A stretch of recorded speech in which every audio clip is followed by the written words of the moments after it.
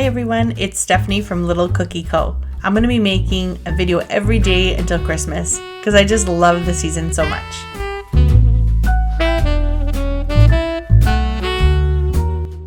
So I'm going to do a little snowman cookie. This is a Wilton cutter, so this comes in the box of 101 cutters. I figure a lot of people have this kind of type of snowman, so it would be a good one to do. And I also changed the background a little bit if you've noticed, because this is a primarily white cookie, and on the white background sometimes it's hard to see. So hopefully this is a little bit better for you guys while you're watching and you can see a lot more of the details. Okay, so I've just done my outline. This is my thick consistency, and I'm going to go ahead and flood it. Now normally I usually wait for my outline to dry, but you can also flood it right away. And if I'm flooding it right away, I'm not pushing too hard against the outline because it's still wet. It might push it a little further out than I wanted to. So just keep that in mind if you're not waiting for that outline to dry.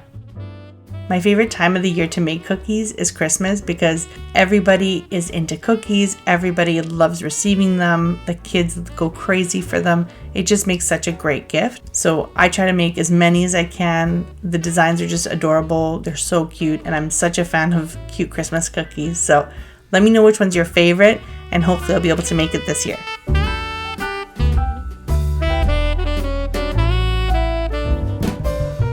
Okay, now moving on to his hat. I have my outline consistency in black.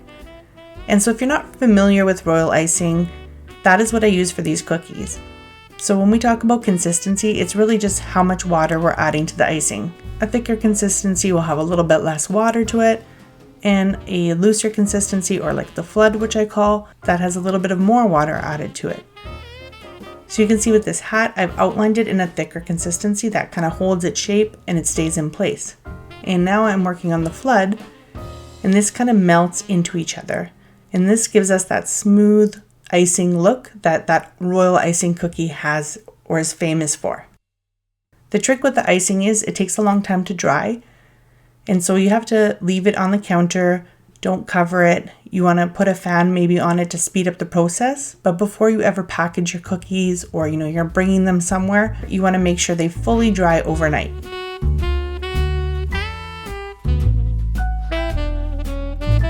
So I've already waited for my white part to dry here before I did my hat. So now I can move on to some details on the white part. You have to give it about half an hour to an hour, depending how humid your climate is. It might take a little bit longer, but a fan also helps speed that up. And then you can go on and do your details. I like to use 2 consistencies.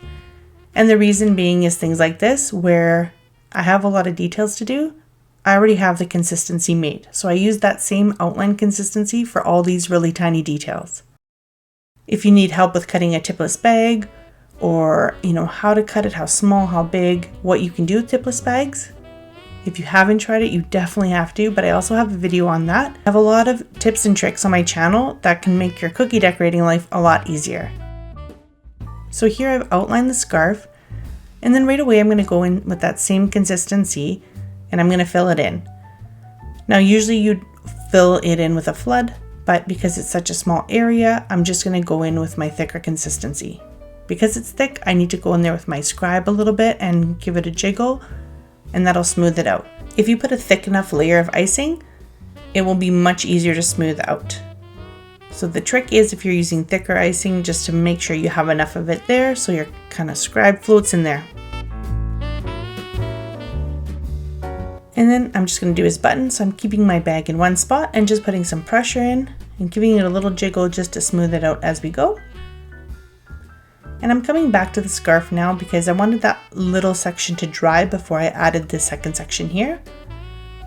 And the reason I wait is because I want that separation in the 2 sections. So if I flooded it all together right away, they would kind of melt together and you wouldn't see that line in between the 2 sections of the scarves.